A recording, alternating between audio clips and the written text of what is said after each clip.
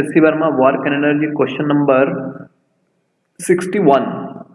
Okay, a particle of mass m kept on the top of the smooth sphere of radius r. पहले हम लोग एक sphere बना रहे हैं, this is our sphere and इसके टॉप मोस्ट पॉइंट पे हमने एक पार्टिकल रखा है, ये ब्लॉक रखा है हमने. ओके क्वेश्चन, और इसकी रेडियस कितनी दी हुई है r.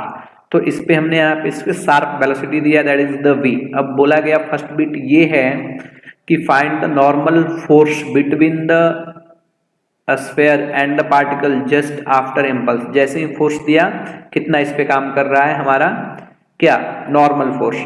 तो सबसे पहले इस केस में हम लोग क्या ड्रॉ करेंगे, यहाँ पे एफबीडी. तो एफबीडी ड्रॉ करें तो डाउनवर्ड डायरेक्शन में कौन सा फोर्स लगा, mg. अपवर्ड डायरेक्शन में कौन सा लगेगा, नॉर्मल.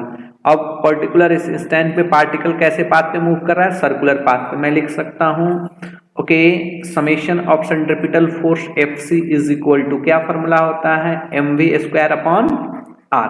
तो ये क्या हुआ, net force towards the centre, net centripetal force.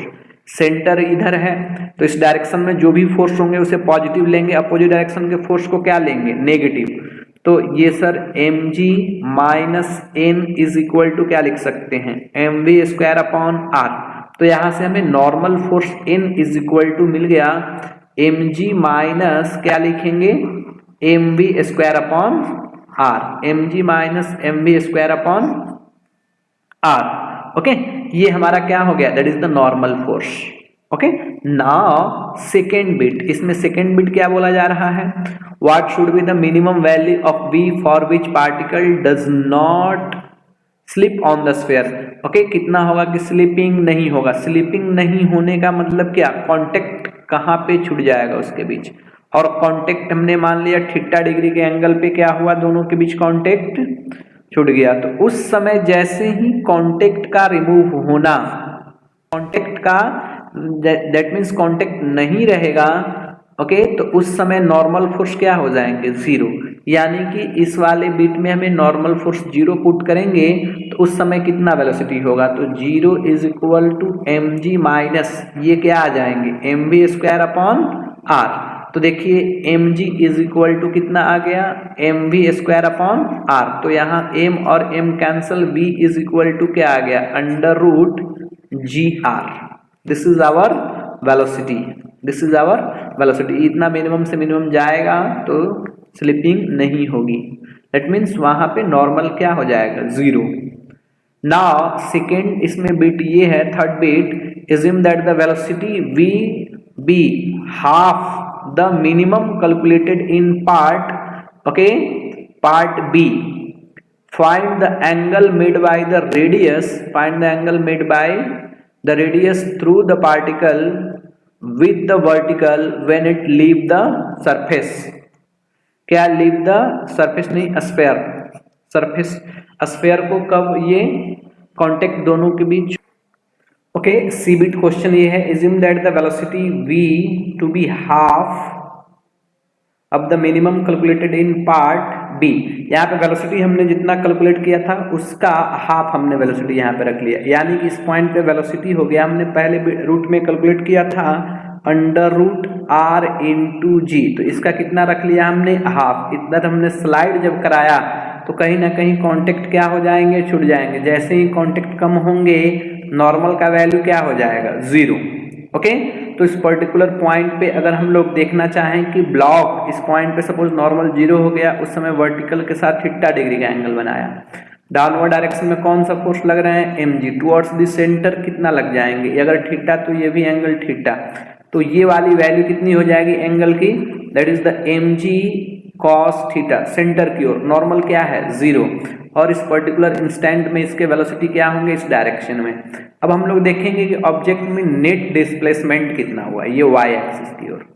Okay, तो ये अगर यहाँ से यहाँ तक r है, ये वैल्यू थीटा, तो ये वाली यहाँ से एंगल कितनी आ जाएगी, that is the r cos theta. तो नेट ये h की वैल्यू जो नीचे आया ब्लॉक कितना आ जाएगा, r minus r cos theta. यानी कि net h is equal to, मैं लिख सकता हूँ r कॉमन ले लिया तो 1 minus cos theta. This is your net. Okay, तो यहाँ पे पहले हम लोग वेलोसिटी कैलकुलेट करेंगे, कितना वेलोसिटी होगा। तो मैं बोल सकता हूं कि loss in potential energy is equal to gain in kinetic energy. Loss in potential energy is equal to gain in kinetic energy. तो कितना तो यहाँ पे वेलोसिटी है, मैं सबसे अच्छा ऐसे लिखता हूँ, initial total energy is equal to final total energy. क्यों? क्योंकि दोनों कंजर्वेटिव फील्ड में मूव कर रहे हैं ये। तो इस पॉइंट पे वेलोसिटी है क्या initially? Yes sir, half m into we square. v की वैल्यू कितनी है देखिए, v की वैल्यू हमने रखी है under root R G by two. जब स्क्वायरिंग करेंगे तो ये क्या आ जाएगा, R G upon two. Squaring तो ओके नीचे 4 आ जाएंगे, ये कितना आ जाएगा 4।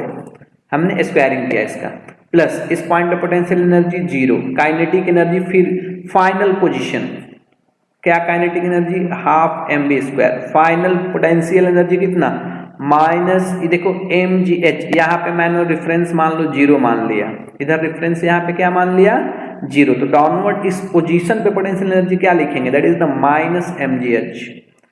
ओके, यहाँ पे मैं क्या लिखूंगा 1 से, यहाँ पे मैं क्या लिखूंगा minus M G H. This is the minus M G H. H की वैल्यू कितनी, एच की वैल्यू है r into 1 minus cos theta. Okay, जब इसी को हम लोग सॉल्व करेंगे, देखिए m सभी में क्या है कॉमन है, तो m कॉमन है तो कैंसिल करा दिया, ए वी एम और ए वी एम।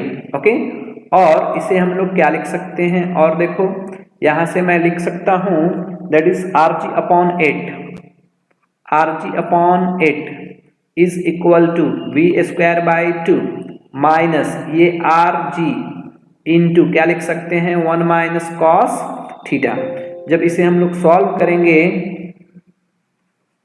हम लोग जब इसे सॉल्व करेंगे तो वैल्यू कितना, हम यहाँ से क्या मैं कॉमन ले लूँ, सपोज चलो इसको इधर लाया तो आर जी कॉमन ले लिया तो ये बच गया 1/8। ओके, और इधर सॉल्व इसको लाया प्लस 1 माइनस ये क्या बच जाएगा cos theta is equal to V square by क्या बच जाएंगे 2। ओके, तो नेक्स्ट वन, तो इसे जब सॉल्व किए तो वैल्यू हमारा कितना आ गया, चलो आ गया ये g बाई कितना आ गया, इधर मल्टीप्लाई करेंगे फिर तो g by 4 plus 2g 1 minus cos theta is equal to V square upon R. इसे हमें याद रखना है, एक किसकी वैल्यू है वी स्क्वायर बाई आर की। नाउ इस पॉइंट पे ऑब्जेक्ट के पास कैसा इस सर्कुलर पाथ पे चल रहा है, क्या हमें सेंट्रीपिटल फोर्स चाहिए क्या यहाँ पे, यस। तो सेंट्रीपिटल फोर्स कितना होंगे, centripetal force Fc, required centripetal force Fc is equal to क्या लिखेंगे mv स्क्वायर अपॉन r। तो सेंट्रीपिटल फोर्स कितना काम कर रहा है सेंटर की ओर, that is the mg okay cos theta is equal to m into we square by r, कितना लिखेंगे g by 4 plus okay 2g into 1 minus क्या लिखेंगे cos थीटा। देखिए m से m भी क्या हो गए कैंसिल, यहाँ से g भी कैंसिल कर सकते हैं, तो cos theta is equal to g हमने कॉमन लिया जब इसमें से, तो ये बच गया 1/4 plus 2 minus 2 cos theta. Okay, g से g कैंसिल, तो यहाँ पे जब हमने सॉल्व किया ये तो हमारी वैल्यू आ गई ओके आ गई, यहाँ पे इधर आया तो 3 cos theta is equal to, इसको ऐड किया तो 9/4, तो ये 3 से 3 भी इधर कैंसिल हो गए 3 टाइम्स, यानी cos theta is equal to आ गया कितना 3/4। तो यहाँ से मैं लिख सकता हूँ theta is equal to cos inverse 3/4। Okay, this is your angle of deflection. कितना डिग्री ये नीचे आने के बाद इसमें क्या हुआ नॉर्मल 0 हुआ।